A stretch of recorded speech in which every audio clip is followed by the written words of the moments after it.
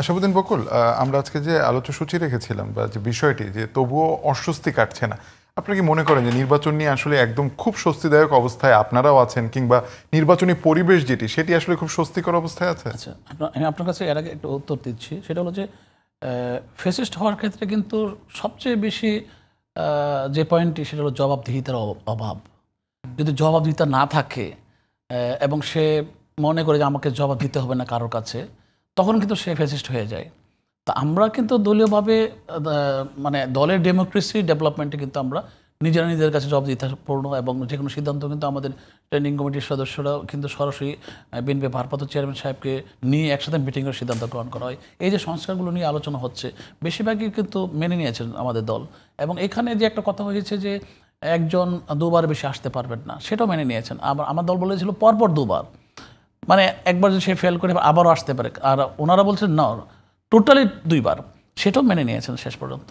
আমি মনে করি যদি কোনো লোক দুবার বেশি তিনবার হয় ফেসিস্ট হয়ে যায়, আমার মনে হয় যে সে একবার হলেও ফেসিস্ট হতে পারে। কারণ আমি বললাম না যে মাইন্ড সেট আপটা কী, আমার চাওয়াটা কী, আমি কীরকম চাচ্ছি, ভালো চাচ্ছি কি না, আমার অভিজ্ঞতার আলোকে বা আমার বয়সের সাপেক্ষে বা আমার দলের বয়স কত, আমার দলের বয়স অনুসারে তো আমি অনেক অভিজ্ঞতা অর্জন করেছি, তাই না?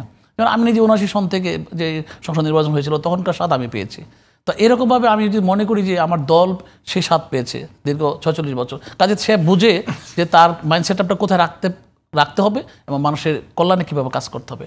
একটা জিনিস হলো যে এখানে আসলে এককেন্দ্রিক নয়, আমরা এককেন্দ্রিক নয়, কিন্তু এটা সত্য যে শহীদ প্রেসিডেন্ট জিয়াউর রহমান দলটাকে প্রতিষ্ঠা করেছেন, তারপর দেশের বেগম খালেদা জিয়া চালিয়েছেন, দুজন খুব ভালো চালিয়েছেন এবং দুজনের প্রতি মানুষের শ্রদ্ধা ভক্তি আছে।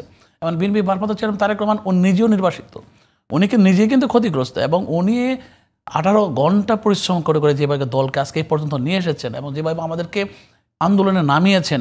প্রথমে তো এক দফা আন্দোলনের আগ পর্যন্ত আমাদেরকে বলছেন সমর্থন দিয়ে যাওয়ার জন্য, একদম আন্দোলন হওয়ার পর ইনস্ট্যান্ট অ্যাকশন, সবাই নেমে যাও, আর কোনো কথা নেই। এরা কিন্তু প্রতিদিন কিন্তু কোন খবর নিয়েছেন, প্রতিদিন প্রতিটা কনস্টিটিউশনে খবর নিয়েছেন। তা আমি কথাটা বলছি এই কারণে যে নেতা তার দক্ষতার সাপেক্ষে প্রমাণ করতে পারে যে উনি সেরা, সেটা বিএনপি ভারপ্রাপ্ত চেয়ারম্যান তারেক রহমান। আজকে অনেকে বলতে পারে যে হ্যাঁ উনি এককেন্দ্রিক হয়ে গেছে, উনি একা চালাচ্ছেন।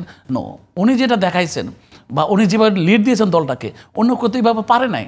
তার মানে কি, ফার্স্ট বয় তো অলওয়েজ ফার্স্ট বয় হবে, ক্যাপ্টেন তো অলওয়েজ ক্যাপ্টেনই হবে, সে তো আর লাস্ট ম্যান হবে না।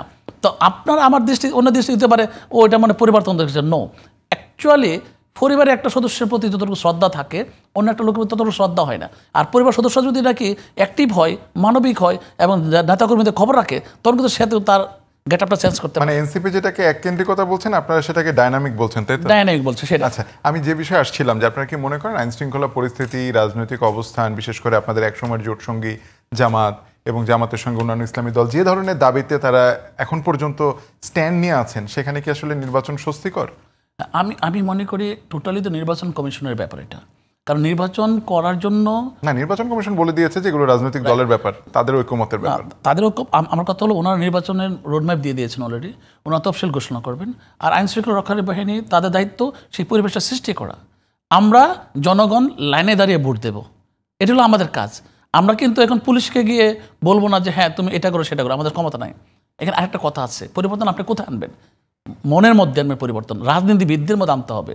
আপনার আমার প্রত্যেকটা দলের মধ্যে পরিবর্তন আনতে হবে, প্রত্যেকটা মানুষের মনের মধ্যে যে আসলে কি আমরা কী চাই, আমরা কি ভালো চাই, না আমরা শুধু পেস্ট লাগায় আমরা পরিবেশটাকে খারাপ করব, তাহলে কিন্তু জীবনও শেষ হবে না। তা আমি আরেকটা ছোট্ট উদাহরণ দিই। আপনার এই রুমটা ডিজাইন করতে গিয়েও কিছু ডিজাইন প্যারামিটার আছে, যে প্যারামিটার আপনি ফিক্স করে দিয়েছেন।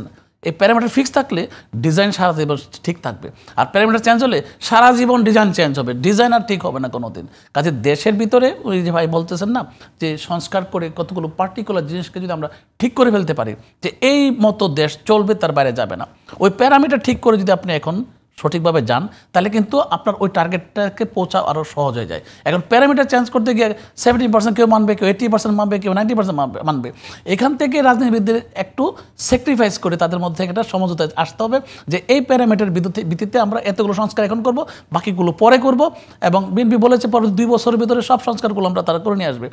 তা একবারে তো আপনি এক সংস্কার করে গিয়ে ইলেকশন করবেন, তার আগে তো বিএনপি কি এটা বলেছে যে মানে জুলাই ঘোষণাপত্র বা অন্য জায়গায় সবগুলো 2 বছরে তারা শেষ করবে? বিএনপি যেগুলো এগ্রি করেছে, নোট অফ ডিসেন্ট যেগুলো আছে সেগুলো, নোটিশন নিয়ে বড় কথা, যেগুলো এগ্রি করেছে তারা যেগুলো এগ্রি করেছে সেগুলো তারা complete 2 বছরের ভিতরে তারা কমপ্লিট করবে। এখন নোট অফ ডিসেন্টের ভিতরে যেগুলো আছে সেগুলোর মধ্যে কোনটা সমতা আসতে পারে, এটা হলো ডিপেন্ড করে যে দলগুলোর ভিতরে ইন্টারনাল কোয়ালিশন, কোঅর্ডিনেশন, কোঅপারেশন এটা কিভাবে ভালো করতে পারে। এটা রাজনীতিবিদদের দক্ষতার ফসল, এটা আমি আপনি বললে হবে না।